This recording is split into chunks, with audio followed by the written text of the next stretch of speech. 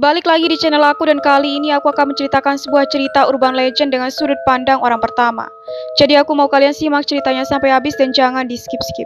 Jadi langsung aja kita masuk ke ceritanya. Ini adalah cerita yang terjadi padaku dan istriku beberapa tahun yang lalu.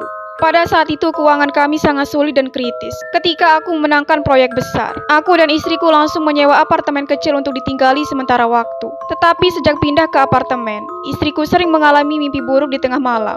Ia terus bangun dari mimpi buruk yang terus berulang malam demi malam. Karena kurang tidur akhirnya istriku jatuh sakit. Aku yang penasaran jadi bertanya kepada istriku tentang mimpi apa yang ia alami setiap malamnya. Istriku dengan jujur menceritakan bahwa setiap malam ia melihat dirinya dikejar oleh segerombolan orang di gang menuju komplek. Jalanan terlalu gelap jadi ia tak bisa melihat sekelilingnya. Udara sangat dingin. Ia mencoba segala cara untuk bisa lolos dari kejaran mereka. Tetapi itu seperti mustahil. Gerombolan orang itu bertubuh besar. Gerakan mereka juga sangat lincah. Mereka hanya beberapa langkah di belakang istriku. Setiap kali istriku menoleh untuk melihat, ia melihat segerombolan orang dengan mata putih. Wajah mereka menghitam dengan taring tajam di mulutnya. Seakan-akan mereka berusaha menerkamnya. Mereka selalu menampilkan senyum mengerikan. Gerombolan orang itu mengejar istriku ke arah bangunan tua yang besar dan juga lapuk. Istriku mengatakan bahwa bangunan itu tampak tidak asing. Itu seperti tempat yang kami sewa.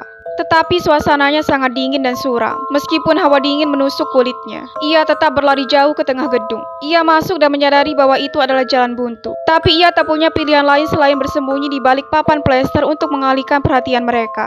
Pada saat gerombolan itu datang, istriku bersembunyi membuang waktu mereka yang masih mencari. Ia perlahan berbalik dan akan menemukan cara lain untuk melarikan diri. Mendengar suara langkah kaki, gerombolan orang itu berbalik dan melihat ke arahnya. Istriku melarikan diri dan mereka segera mengejarnya. Suara langkah kaki bergema di seluruh gedung. Sedangkan istriku hanya bisa menjerit dan meminta tolong. Ia terus berlari dan akhirnya menemukan sebuah ruangan terbengkalai di sudut yang gelap. Ia melihat ke dalamnya, itu tampak misterius dan berbahaya. Istriku berjuang untuk melihat sekelilingnya. Ia berusaha mencari sedikit cahaya di ruangan gelap itu. Karena tak tahu harus kemana lagi, ia juga melihat bahwa segerombolan orang itu semakin mendekat. Akhirnya ia mengambil resiko dan masuk ke ruangan itu untuk bersembunyi. Istriku meringkuk di ruang gelap. Ia gemetaran karena ketakutan dan udara yang semakin dingin. Ia hanya berusaha menahan nafas dan berdoa agar orang-orang itu tidak menemukannya. Tiba-tiba saja terdengar suara langkah kaki di belakang istriku. Langkah itu seperti berjalan ke arahnya. Dan setelah beberapa saat, alhasil orang-orang itu menemukannya. Mereka segera masuk ke dalam dan melihat istriku. Ia sangat panik melihat sekelilingnya dan berteriak. Mereka bergegas satu sama lain mengelilingi istriku. Mereka seperti ingin mencengkeram dan membawanya pergi.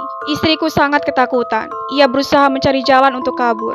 Namun kini ia tak bisa bergerak lagi. Seluruh tubuhnya terhenti karena membeku. Ia hanya dapat menggerakkan kedua tangannya untuk menutupi wajahnya dan berteriak. Namun karena tidak mendapatkan respon, akhirnya ia terbangun. Sejak saat itu kesehatan istriku semakin menurun. Ia seringkali jatuh sakit. Namun meskipun begitu, ia selalu berusaha untuk merawatku dengan baik. Sehingga aku tidak terlalu khawatir. Aku harus pergi ke lokasi konstruksi pagi-pagi setiap harinya untuk memulai pekerjaan. Tahap pertama adalah menggali lapisan tanah untuk membuat pondasi. Jadi pekerjaannya lumayan berat. Sebagai wakil manajer, aku memiliki banyak pekerjaan yang harus dilakukan. Aku harus mengawasi pekerjaan para pekerja atas nama atasanku. Para pekerja di sini bekerja sangat keras agar bisa menyerahkan proyek tepat waktu. Aku seringkali berdiri di luar mendesak para pekerja untuk bekerja lebih keras dan lebih cepat.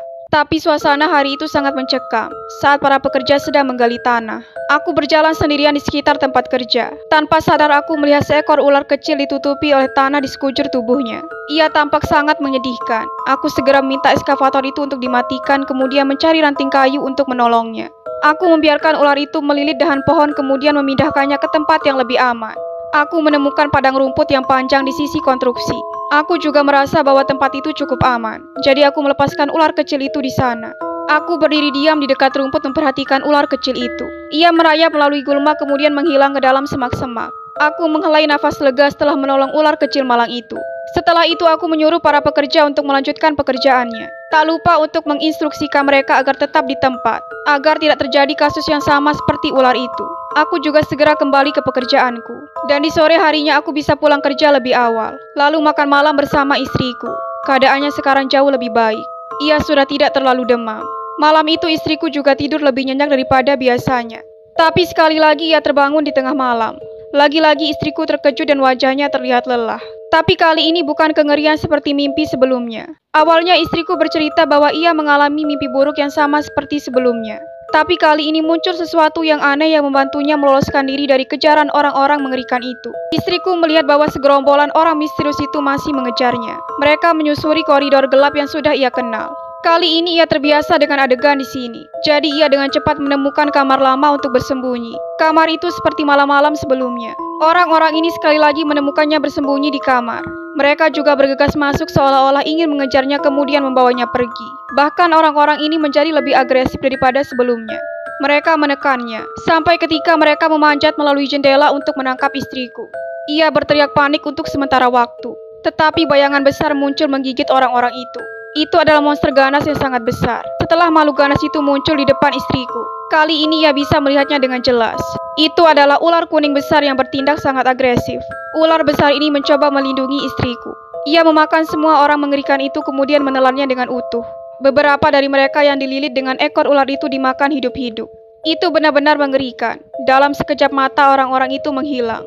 Setelah memakan semuanya, ular besar itu muncul di hadapan istriku.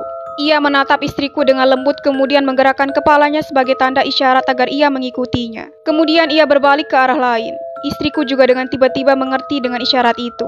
Ia mengikuti ular besar itu untuk menemukan jalan keluar. Ketika istriku keluar dari gedung, ia melihat sebuah tanah kosong. Rumah-rumah di sini telah ditinggalkan untuk waktu yang lama. Keadaannya sangat hancur dan sepi.